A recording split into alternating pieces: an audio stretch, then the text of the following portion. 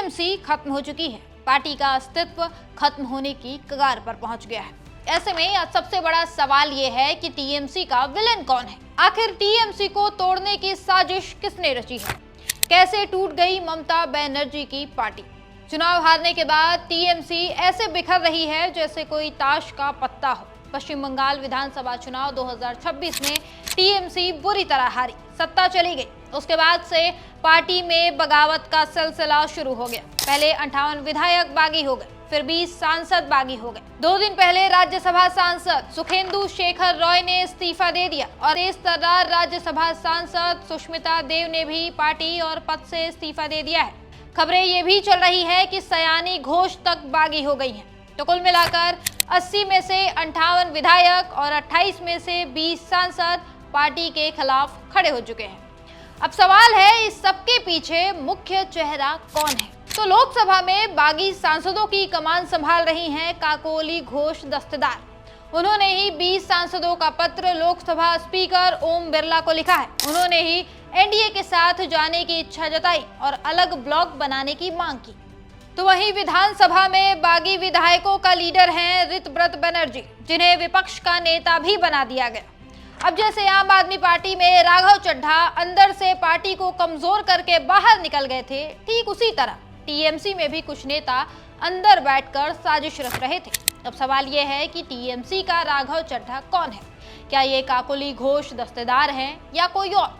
कई लोग कह रहे हैं कि अंदर से ही कुछ लोग बीजेपी के लिए काम कर रहे थे। चुनाव हारने के तुरंत बाद बगावत शुरू हुई। पहले 58 विधायकों ने ममता के फैसले को नहीं माना, फिर लोकसभा सांसदों ने भी विद्रोह किया और अब राज्यसभा के सांसद भी इस्तीफा दे रहे हैं। सयानी घोष तो ममता का सबसे बड़ा सपोर्ट बनकर चुनाव के दौरान वायरल हुई थी। ये जोरदार भाषण देती थी, हिंदू मुस्लिम एकता की बात करती थी, ममता बनर्जी को प्रधानमंत्री बनाने की बात करती थी और विरोधियों को मीर जाफर कहती थी। वे निडर और तेज तर्रार दिखती थी। एक इंटरव्यू में बदल जाने के सवाल पर उन्होंने ये तक कहा था कि घोष चड्ढा नहीं है जो चड्डी बन जाएगा, घोष घोष ही रहेगा।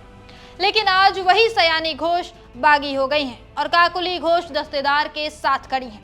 अब लोग पूछ रहे हैं कि आखिर ऐसा क्या हो गया जो सयानी घोष तक ने बगावत कर दी। जो घोष ममता का साथ कभी न छोड़ने के दावे करती थी, वो आज उसी ममता के खिलाफ कैसे हो गई? सवाल ये भी उठाया जा रहा है कि क्या सुवेंदु अधिकारी जैसे बीजेपी नेता बाहर से इन बागियों को गाइड कर रहे हैं? क्या टीएमसी को तोड़ने के पीछे असली दिमाग सुवेंदु अधिकारी का है?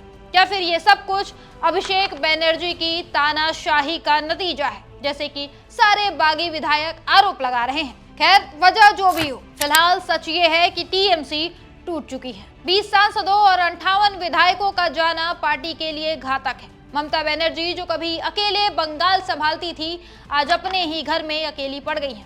ममता का साम्राज्य ढहता दिख रहा है। टीएमसी का विलेन आखिरकार कौन साबित होगा, ये तो समय बताएगा। लेकिन फिलहाल पार्टी का हाल बेहद खराब है।